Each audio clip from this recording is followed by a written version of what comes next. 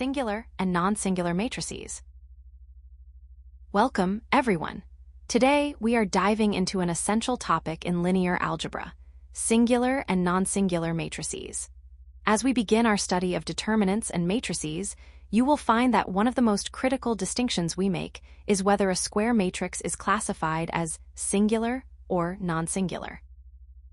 Now, you might be wondering how we decide which category a matrix falls into. Well, this classification is based entirely on one specific value, the matrix's determinant. Understanding this value is vital because it tells us something fundamental about the matrix's properties. Specifically, it determines whether the matrix has an inverse or an undo button, as it were. Over the next few slides, we will break down exactly how to identify these two types and what they mean for your mathematical calculations. Understanding the concept. Now, before we dive into the specific definitions of singular and non-singular, let's take a moment to refresh our memory on a fundamental concept. Remember that the determinant of a square matrix, which we can denote as A, or as the determinant of A, is essentially a scalar value, just a single number. That provides us with vital information about the properties of that matrix. Keeping this value in mind is crucial, because as we are about to see in the next few slides, the entire classification of a matrix depends solely on whether this specific number is zero or not. A singular matrices. Now that we've established that the determinant is a key scalar value for any square matrix, let's dive into our first specific classification, singular matrices. A square matrix, which we'll call A, is defined as being singular if its determinant is exactly equal to 0. If you're looking at the mathematical condition, you would write it as the determinant of A, or A with vertical bars around it, equals 0. To give you a bit more context, in practical mathematical terms, we often refer to a singular matrix as being degenerate.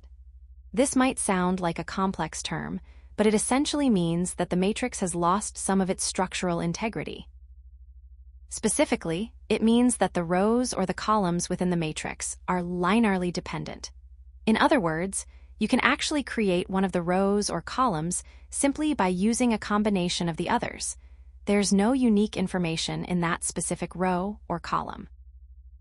Because of this dependency and the fact that the determinant is 0, there is one very important consequence you must remember. A singular matrix cannot be inverted.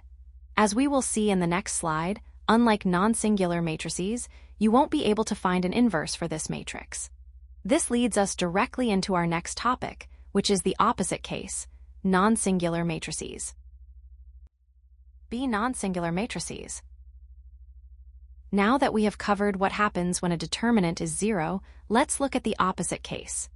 A square matrix, which we will call A, is said to be non-singular. You might also hear this referred to as being invertible, if its determinant is any value other than 0. To put this into a formal mathematical condition, we say that matrix A is non-singular if the determinant of A, which we write as the vertical bars surrounding the letter A, is not equal to 0. I like to describe a non-singular matrix as being well-behaved. This is because, unlike the singular matrices we just discussed, a non-singular matrix maintains its structure. Because the determinant is non-zero, we have the mathematical green light to calculate its inverse, which we denote as a superscript -1. We will see exactly how this works in our upcoming examples and how it relates to the idea of reversing a transformation. Real-world analogy, the information loss perspective. Now, I know we've just gone through the formal mathematical definitions, but let's take a moment to step away from the numbers and look at the why behind this. To truly understand the concept of singularity, I want you to imagine a matrix not just as a grid of numbers, but as a transformation, essentially a rule that moves points around in a space. First, let's look at the non-singular matrix. Imagine you have a flat rubber sheet with a pattern drawn on it. If you apply a non-singular matrix, it's like stretching, pulling, or rotating that sheet. While the shape might change, the sheet remains a two-dimensional surface. Because you haven't destroyed the underlying structure, you can always undo that stretch or rotation to return to exactly how the sheet looked at the start. This is why, as we saw in the previous slides, a non-singular matrix has an inverse. The inverse is simply the undo button that reverses the transformation. On the other hand, consider a singular matrix. Imagine taking that same two-dimensional rubber sheet and crushing it down, pressing it flat until it becomes nothing more than a single, one-dimensional line. In this process, you have lost vital information. Because many different points from the original sheet have now been collapsed onto that same single line, you can no longer tell where they originally were. There is no way to unflat that line back into the original sheet. This is the physical intuition behind why a singular matrix has no inverse. The transformation has collapsed the space, making it impossible to reverse the operation and recover the original state. Step-by-step examples. Now that we have covered the theoretical definitions and the conceptual analogy of the rubber sheet, let's put this into practice with some concrete numbers. Let's look at our first example to see if we can identify a singular matrix. Here, we are given matrix A, which is a 2x2 matrix, where the first row contains the numbers 2 and 4, and the second row contains 3 and 6. Our goal is to determine whether this matrix is singular or non-singular. To do this, we follow a simple three-step process. Step 1 is to calculate the determinant of matrix A, which we denote as the vertical bars around A to find the determinant of a 2x2 matrix. We use the formula. A times D minus B times C in our specific case, we multiply the top left element 2 by the bottom right element 6, and then subtract the product of the top right element 4 and the bottom left element 3. Moving on to step 2, we simply simplify that arithmetic. 12 minus 12 leaves us with a result of 0. Finally, in step 3, we apply the definition we learned earlier. Because our calculated determinant is exactly equal to 0, we can conclude that matrix A is, by definition, a singular matrix. This means, as we discussed in the previous slides, that this matrix cannot be inverted and its rows are linearly dependent. Step-by-step examples continued. Now that we have seen how a zero determinant leads to a singular matrix in our first example, let's look at a second case to see the opposite effect. On this slide, we have example 2, where our goal is to identify whether matrix B is singular or non-singular. Here is our matrix B, which is a 2x2 matrix with the first row being 1 and 5 and the second row being 2 and 3. To solve this, we will follow the same three-step process we used previously. Step 1. We need to calculate the determinant of B, which we denote as the vertical bars around B. To do this, we multiply the elements on the main diagonal and subtract the product of the other two elements. So, we take 1 times 3 and then subtract 5 times 2. Step 2. Now, let's simplify that arithmetic. 1 times 3 gives us 3, and 5 times 2 gives us 10. So, we have 3 minus 10, which simplifies to -7. Step 3. Finally, we apply the definition we learned earlier. We look at our result and ask, is the determinant equal to 0? In this case, the determinant is -7, which is clearly not equal to 0. Because the determinant is non-zero, we can conclude that matrix B is a non-singular matrix. This means, as we'll see in our next slide, that this matrix is well-behaved and actually possesses an inverse. Common mistakes to avoid. First, be careful not to confuse the term singular with the word single. It is a very common mistake to think that a singular matrix is one that contains only a single element.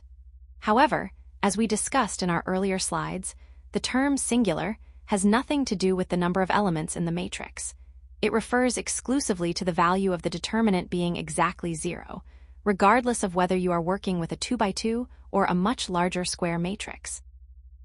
Second, don't let the sign of the determinant trip you up.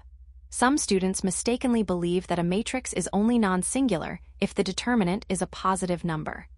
Remember our rule from the previous examples. As long as the determinant is not equal to 0, the matrix is non-singular. It doesn't matter if the result is positive or negative. As long as it isn't 0, the matrix is well-behaved and an inverse exists. Finally, a very important technical note. You can only apply these concepts to square matrices.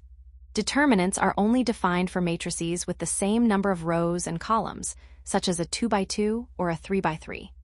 If you are looking at a rectangular matrix, such as a 2x3 matrix, the concept of being singular or non-singular simply does not apply because you cannot calculate a determinant for it. Now, before we wrap up with our summary, I want to pause and highlight a few common pitfalls. I've seen many students stumble on these specific points during exams, so please pay close attention. Keep these distinctions in mind as we move into our final summary slide. Key takeaways. All right, we have covered a lot of ground today, from the basic definitions to the geometric intuition behind these matrices.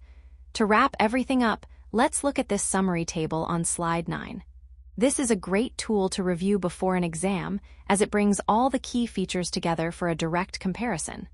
First, let's look at the determinant value. This is our primary test. As we discussed in our earlier examples, a matrix is singular if its determinant, which we write as A, equals 0. On the other hand, a matrix is non-singular as long as its determinant is not equal to 0. Next, we have invertibility. This is a crucial consequence of the determinant. If the determinant is 0, the matrix is not invertible, meaning the inverse simply does not exist. However, if the determinant is non-zero, the matrix is invertible, meaning we can successfully calculate its inverse. Moving down to linear independence.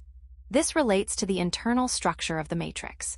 In a singular matrix, the rows or columns are linearly dependent, meaning one can be created from a combination of the others.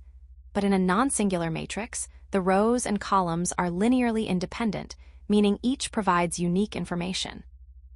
Finally, let's revisit the geometric effect, which we explored with our rubber sheet analogy. A singular matrix causes a collapse of space, resulting in a loss of dimension, like flattening a 2D sheet into a 1D line. Conversely, a non-singular matrix preserves the space, meaning the transformation can be reversed to return to the original state. Keep this table in mind, as mastering these distinctions is fundamental to everything we will study next in linear algebra.